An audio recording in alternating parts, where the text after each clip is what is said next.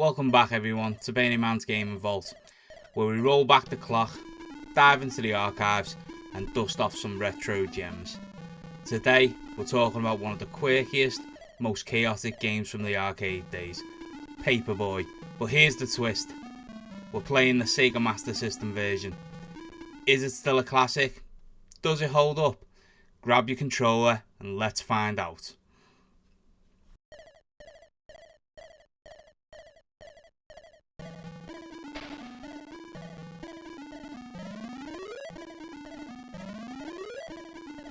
PaperBoy originally rolled into arcades in 1985, developed by Atari Games.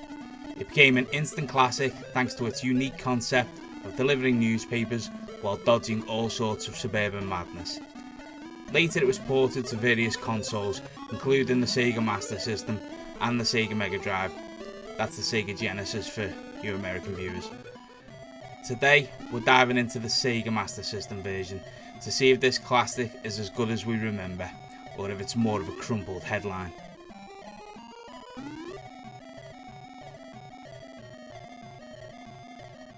Let's start with the basics.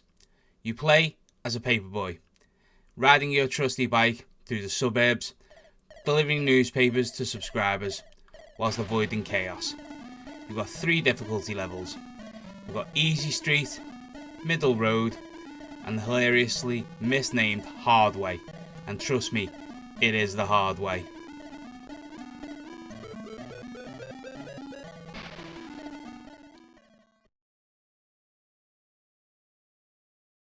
Next, we're going to give Middle Road a go.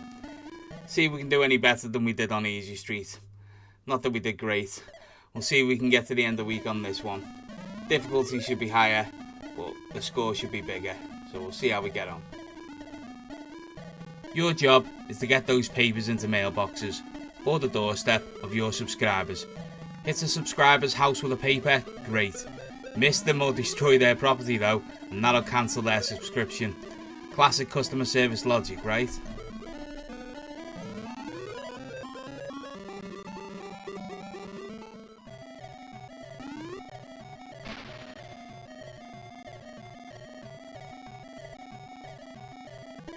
Now, here's where things get tricky. The streets are absolute chaos. Angry dogs, rogue lawnmowers, cars that don't believe in stop signs, even random break dancers, and if you're not careful, you'll wipe out.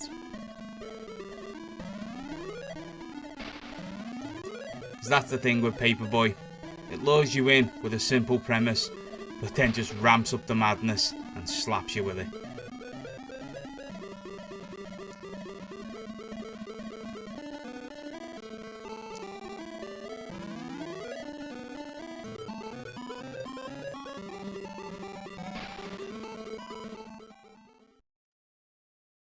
Right, lastly, we're going to try the hard way.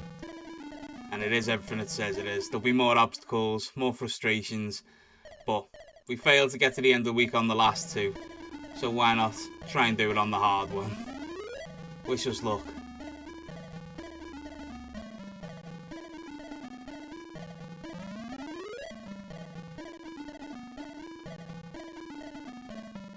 Let's talk about graphics. For the Sega version, the visuals are decent for their time. The houses are colourful and the animations are smooth enough to get the job done. Sure, it doesn't have the arcade version's crispness, but it still looks good on the Sega hardware.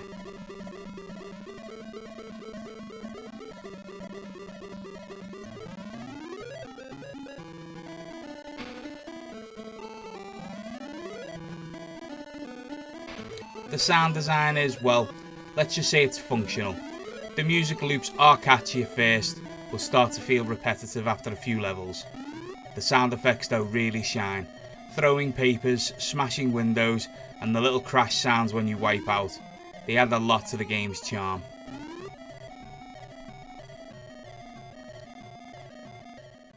Here's the thing.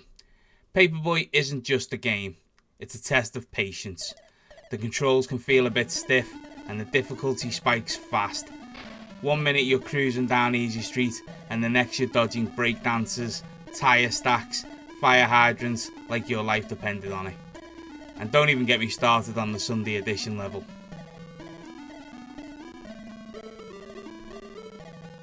It's one of those games where you feel like you're constantly on the edge of disaster, and when you fail, you feel like it's your fault, which is both infuriating and addictive.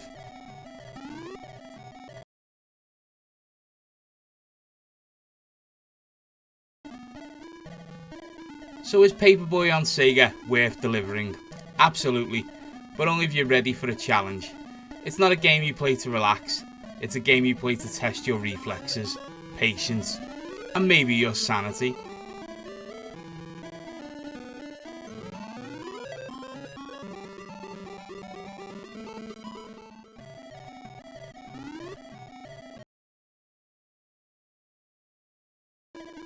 PaperBoy's a great game, but it's chaotic, it's frustrating, and sometimes it feels damn right unfair, but that's also what makes it so much fun.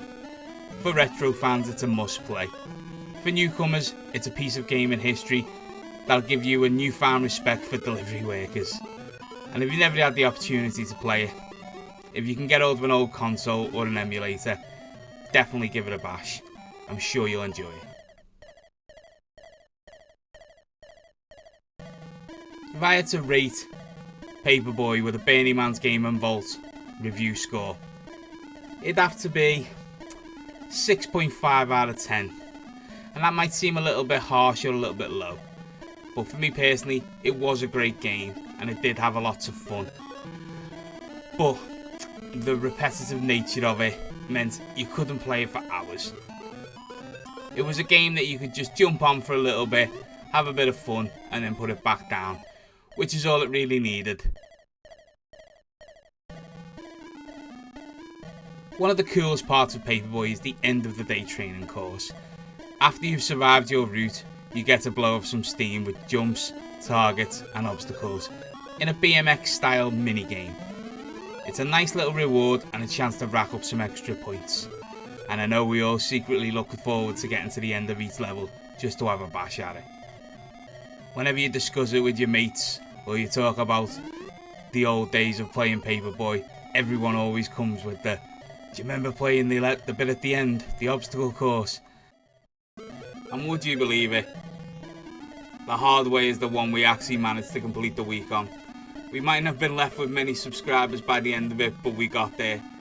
Well, that's it for today's review of PaperBoy on Sega. What did you think of the game? Have you played it? Are you planning to give it a shot? Let me know in the comments below. I know I loved it when I was younger. Like I said earlier, it is a game you can just pick up, have some fun with. I know sometimes I just played it to see how much of the houses I could smash up, and I'm sure a lot of us did the same. You'd get to the end of the level with no subscribers because their houses were absolutely in bits. Again, I want to thank everyone that keeps coming back to watch the videos, and please don't forget to like the video, hit that subscribe button and the ring bell for more retro gaming reviews. Until the next time, keep gaming, keep exploring and look after yourself. I'll see you on the next one. Bye.